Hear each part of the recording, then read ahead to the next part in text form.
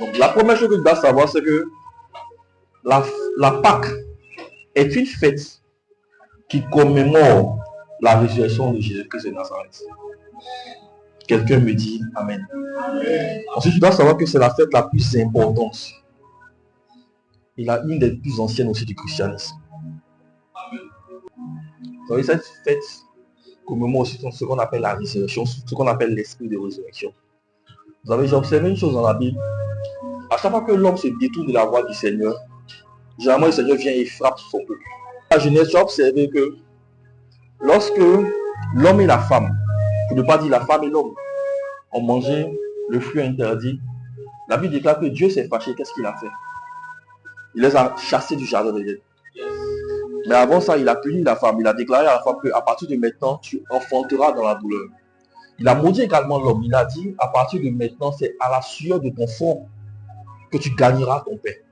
La Bible déclare qu'il a maudit également le serpent et la femme. Il a dit, je mets l'inimité entre vous deux. En d'autres termes, il y aura la haine entre toi, ta descendance, et la descendance du serpent. C'est pourquoi il est dangereux pour un homme d'élever un serpent. Parce que depuis la nuit des temps, le Seigneur a mis la haine, mais pas de l'inimité, entre la race des serpents et la race des hommes. Quelqu'un me dit Amen bien. Amen. Et leurs premiers enfants, il y a quelque chose qui s'est passé entre leurs enfants aînés. La Bible déclare qu'il y avait Abel et ensuite il y avait Caïn. N'est-ce pas? Et la Bible déclare que la première personne sur cette terre qui a senti de faire un sacrifice au Seigneur s'appelle Abel. Et la Bible déclare que Abel et Caïn sont tous deux venus et ils ont offert au Seigneur. Donc ils ont fait ce qu'on appelle un sacrifice. Quelqu'un qui fait un sacrifice me dit Amen. Amen. Donc Caïn est venu avec son offrande. Abel aussi est venu avec son offrande. La Bible déclare que l'offrande d'Abel était ce qu'on appelle le meilleur qu'il avait.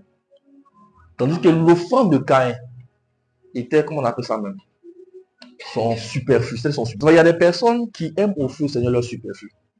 C'est-à-dire quelque chose qui n'a pas de valeur plus. Donc, pendant que Caïn donnait de son superflu à l'Éternel, la Bible déclare que son frère Abel donnait de son meilleur à l'Éternel. Vous savez, notre Dieu, il est juste, notre Dieu, il est vrai. Il est amour, mais il est également juste et vrai. Vous savez, avant, lorsque tu fais une offrande, automatiquement, tu as ta réponse. Quand ça a grillé, le feu descend. Quand c'est pas grillé, il n'y a pas le feu qui descend. Donc, ton truc reste ça pourrit. Et donc, il a été frustré. Et au lieu de copier son frère, aller se préparer, faire une offrande encore plus dangereuse son frère, la Bible déclare que il a décidé sciemment, lui qui était censé protéger son frère, de tuer son frère. Et la Bible déclare que quand il a fait ça, automatiquement, le Seigneur l'a maudit. Chaque fois que l'homme se détourne de Dieu ou pêche, il y a toujours un malheur qui arrive. Ou il y a une chose que Dieu retire. Vous savez, quand on parle de péché, ça signifie simplement manquer le but.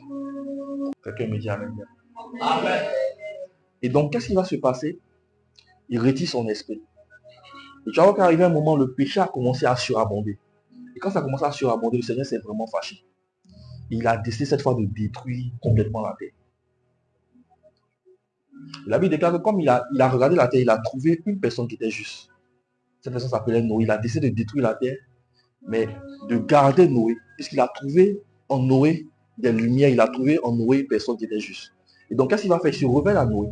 Il dit à Noé, tu sais mon gars, j'ai observé que cette est la personne qui est vraiment juste. Le reste, ils sont complètement détruits, ils sont assez infâmes, etc. Donc, je décide de détruire la terre. Mais, toi, pour te protéger, voilà la solution. C'est comme ça que Noé a bâti ce qu'on appelle l'arche de Noé. Noé, qui était tellement amour, a essayé d'évangéliser les personnes. Et la Bible déclare qu'il a été le premier prédicateur de la foi. Et Dieu a vu que si quelque chose n'était pas fait là, notre race pouvait disparaître. Donc, il a cherché maintenant quel agneau il allait sacrifier.